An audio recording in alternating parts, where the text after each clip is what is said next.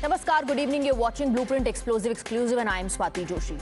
The tragic death of a 26-year-old EY employee, Sebastian Perayil, has triggered a massive debate into workplace culture in the country and reignited the 70-hour-long work week debate on social media. After Anna died, her mother penned an emotional letter to the EY India chairman, alleging that work pressure and heavy workload took a toll on her daughter emotionally, mentally and physically. And she claimed that her concerns were met with dismissive response and the overwhelming pressure proved too much for her. The incident has ignited a wave of reactions across social media where thousands of users have shared their condolences, horror stories and calls for accountability in corporate environments where long hours are often normalized and glorified. The netizens are also citing the statement that was made by Narayan Murthy promoting 70-hour work week. In fact, stress due to work or stress at workplace is a very common conversation in the drawing room of our homes or when we catch up with our friends. Most of us, while having to deal with it, ignore it while it is proving to be fatal for many others. This brings us to the question we are asking. Is workplace stress turning into silent killer?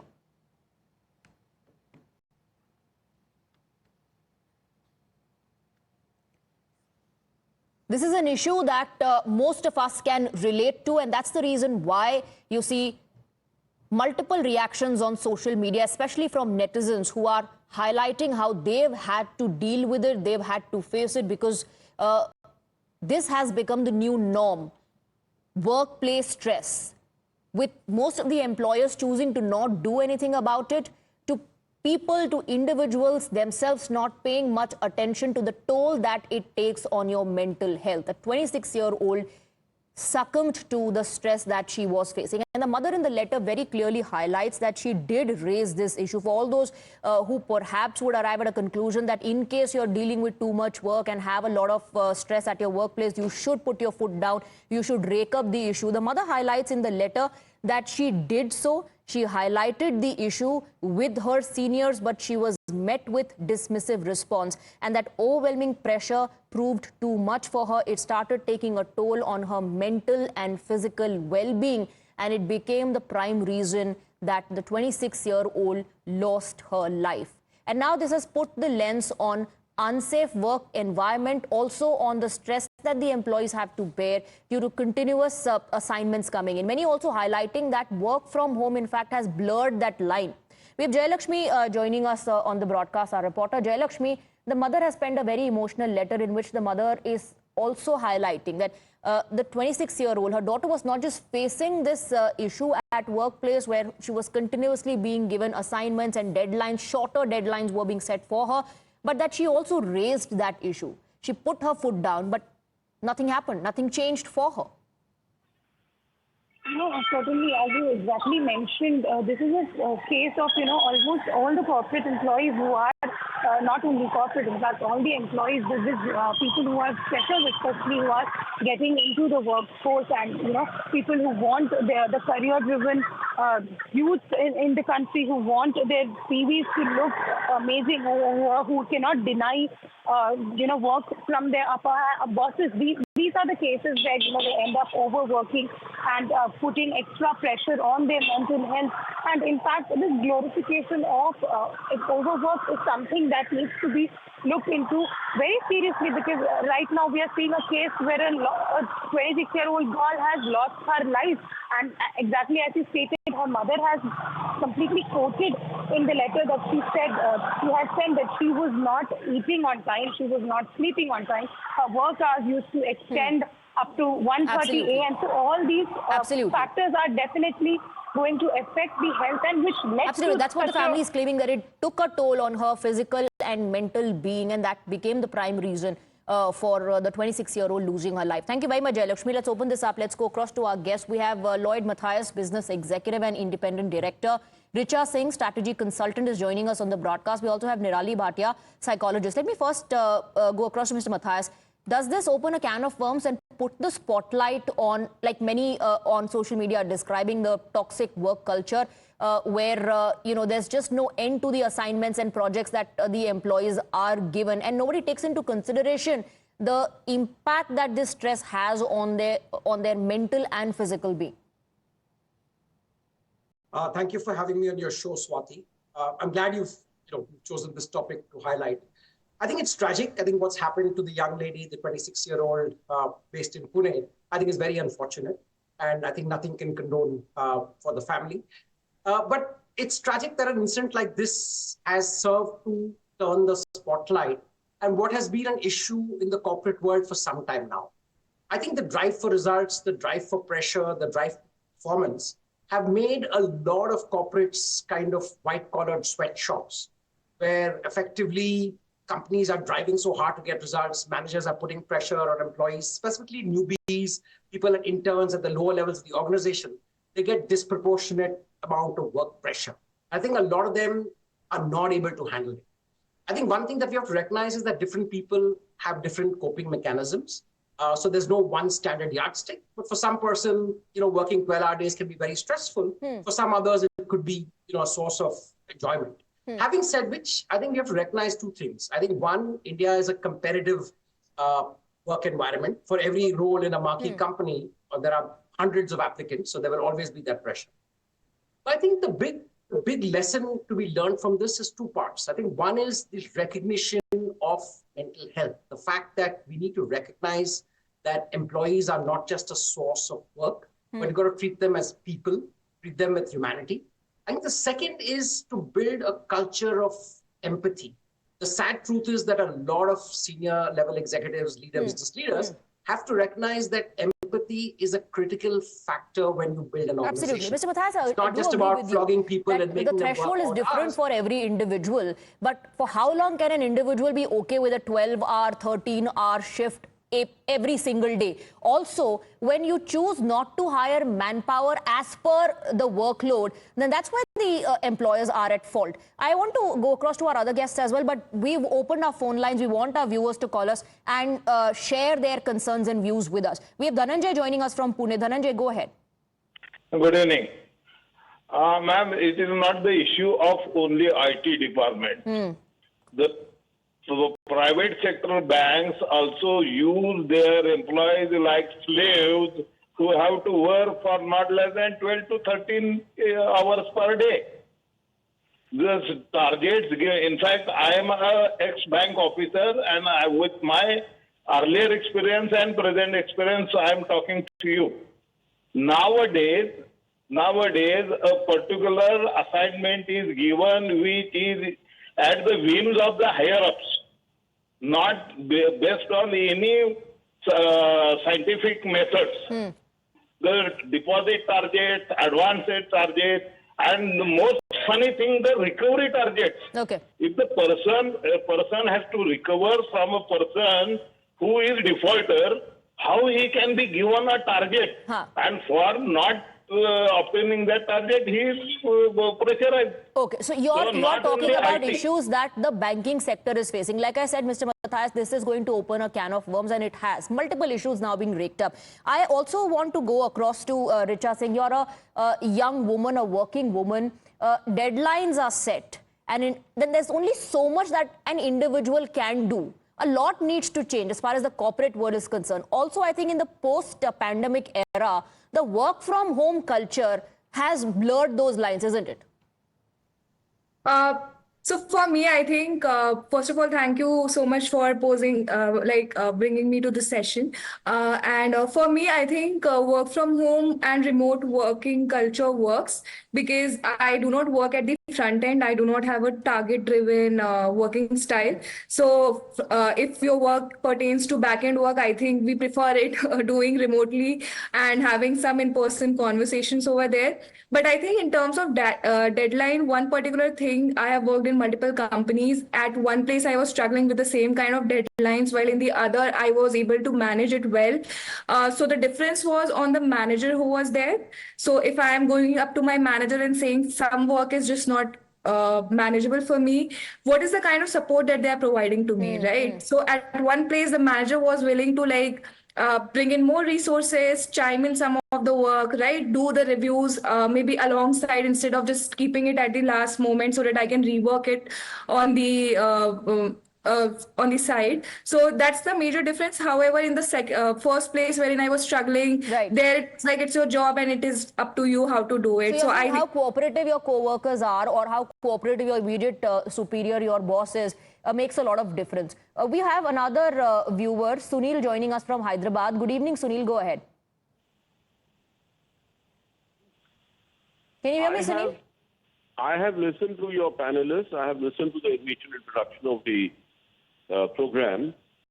I have a couple of issues. One is the companies that are being mentioned here, like Ernst Young and major companies, major multinationals, they should set a work ethic. They should be the lead model companies, not the exploiting type of companies. And the concept of higher working hours should be more an exception than a rule. If some urgent project comes up or something of that sort, then one can understand that employees are kept behind or made to work a little more. But once this should be only as an exception. Now I feel that these companies are exploiting the employees by using them to the full advantage, knowing fully well that these people will continue to work because of the job loss or whatever, or a bad review of their working. So this kind of thing, and how many hours are you giving for the employee's personal Absolutely. Work? That's what we call work-life balance, and the employer has to play a very big role in ensuring that. Thank you very much, Sunil, for joining us. We have Narayan joining us from Bengaluru. Go ahead. Good evening to you. I've listened to the panelists and also the previous speaker, and I think it's good points are coming up, and I think it works both ways. One on the corporate side, and the other on the other side, on the individual side as well. Individuals make a career choice, right? So they either take up the CA work. I mean, what happened to the saying lady is extremely sad, and I mean I completely empathize with her family, her mother, and everybody else. But when people make a choice, so when you make a choice, I think you need to be prepared for it, right? So while the corporates have to take up the ownership of giving work-life balance, people also have to take in their stride. When they and because she made that choice, she stood her ground, and she also raked up that issue. According to the mother in the letter, she raked up that issue with her seniors, but she did not get any positive feedback, and nothing changed for her. In this particular case I'm talking about. Thank you very much, Mr. Narayan. Captain Jaspal from Rohtak joins us as well. Good evening. Go ahead. Good evening to you. It is a very sad story all over the country. Stress at work, stress of work, absence of firm and considerate administrators who provide them a very clean, healthy environment to function. And now everyone is saying that they should work. Nobody is saying if they overwork, they are paid 2,000 rupees per hour. Right. So that they get a kick out of it. That if I shall work, I shall be able to do my Then absence of any institution to act against them. Okay. To provide them good environment. Provide good environment. Also, it should be governed by laws, and that will put focus on labor laws. Mr. Matthias, I'll come to you on that. But let me quickly bring in Nirali Bhatia, psychologist on the panel with us. Nirali Bhatia, you may get a kick out of the reward that you're getting for overworking, but ultimately stress is playing its role. Stress is having an impact, and it will show. It will show in the longer run. It's not just about meeting deadlines. There's also mental pressure when you can't, and the worry is that will you look like an incompetent person? Swati, thank you for having me over here and raising up this topic. So like everybody else has said, that stress will always be part of work. Stress is good to a certain extent. Beyond that, it can, if it's chronic in nature, it can become detrimental. Also, one gentleman mentioned that, people get paid for overtime. So there's a difference over here. When it is by your choice, when you choose to overwork, you are more prepared. Now, in this case, what we hear is that the lady was asking for help, and unfortunately, it was going to deaf ears. It is not about whether how much can we handle. And I believe she's also young worker, first office. She's also going to learn on the job that, okay, what is my capacity? Where is my burnout learn? unfortunately, the wounds which are emotional or mental are not visible on your body. So nobody empathizes. Nobody is going to believe that, oh, you're feeling fatigued or you're feeling tired or you're exhausted. And when we voice out, if there is no system, that's where the problem starts. So I think every organization should have an inbound, and I'm sure most of these big companies do have an internal counseling facility. Why is that not being educated? Why are the counselors not given access, or rather the new joinees not given access? If we have a system in place, we can tap it at an early time. The indicators of stress. Okay. And that needs to be placed, very close attention by both the organization to have such a setup and a system, and by the employees as well on an individual level. We have a lot of viewers joining us now. Let me in fact go across to them. We have Prabhura joining us from Ooty. Good evening to you. Go ahead. What are your views? Sorry, madam. This is very shocking incident. This should not have been happened. But one thing I want to ask, what's the use of earning money at the cost of one's health? The employers must understand that the health of their employees must be protected. This kind of exploitation is very severe and barbaric. They should give enough time enough break for them for at least for their. Right. I totally get your point. Health is wealth. Health should be a priority. But to maintain that kind of healthy lifestyle, also you need to earn some money. Thank you very much, Prabhu Raj, for joining us. We have Narpat Singh joining us from Jaipur. Go ahead, please. What are your views? Madam, I see it in a different dimension. It's one part is the corporate or the organization. And one part is the individual who is serving there. So it cannot be, onus cannot be put totally on the corporate or organization, but the kind of culture we are living in, and we want to have money and the cutthroat competition, there is both parts are playing it there. The one part is from employee side, and they both have to take care of their part, because sometimes in this cutthroat competition, a person is having that he can be... But when it is done from the organization side, you set a standard. That I think is the biggest difference. How individuals deal with it is a different story altogether. But when the organization takes a call or sets some system in place, that's when they set a standard. And Mr. Matthias, I'd want you to comment on that. Just because it's a competitive world and we're in this phase of development, it's okay to glorify overwork. Is it okay to glorify long working hours? Will you get concrete work done? Certainly not, Swati. I think there's absolutely no room for a toxic workplace. I think all our various scholars and my co-panelists have rightly said. I think that's clearly not the case. But I think there are two issues, and I think Nirali brought it up to an extent. I think one is the recognition of mental health. Right? We have to recognize that every individual have their own coping mechanisms, but different people have different tolerance levels. Right?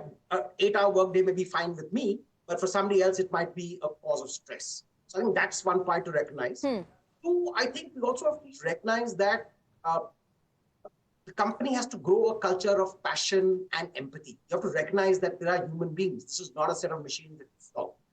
My third point is that while a lot of people would like to legislate, I think you can't legislate against something like this. You can't prescribe strong rules of not calling someone after working hours on the weekend. In a work situation, things like this happen. You can't have everyone. But we've often heard of such practices being followed in other countries where, people don't call up the employees if they are on vacation, if they are on leave. How do they manage and we can't? Or is this perhaps a mindset that we constantly are in work mode? So therefore, I think recognizing that people have time off, weekends, or not calling people after office hours, I think is a norm. But I said now and then, in every organization, you might find exceptions. And this is a case-to-case basis. I mean, every employee and his employer or supervisor and employee will have their own calibration. I think the point that we can help really is, one is increase the whole mandate of what is called the whistleblowing. Whistleblowing right now in corporate India is largely about two things. One is about sexual harassment, and the other is about financial integrity, right? Where you can kind of write a letter to an independent director. I think today we have to recognize that toxic workplaces, slave-driving bosses who are bullies, unusual Perhaps and the crazy organization working hours. needs to take up issues where people rake up such issues, and they perhaps may have complained, brought it to the notice of the authorities that this particular superior or this co-worker isn't cooperating, adding to my stress at workplace, and the organization needs to take an action in such cases. Stay on with us. We have our viewer Ramesh joining us from Chennai. Go ahead. Good evening to you. Yeah. Hello. Yes, go ahead. Yeah. This is definitely has raised an alarm and created an awareness on the work-life balance. And having said that, the other thing is, we should also get the story from the employers as to what has happened and what led to this incident. I think we should also hear the other side. That is my point. It cannot be one-sided. Thank you very much. We have Venkat Raghavan joining us from Chennai. Go ahead. Good evening to you. What are your views? Yes, ma'am. Good evening. And I was working for the DSQ as a backend programmer.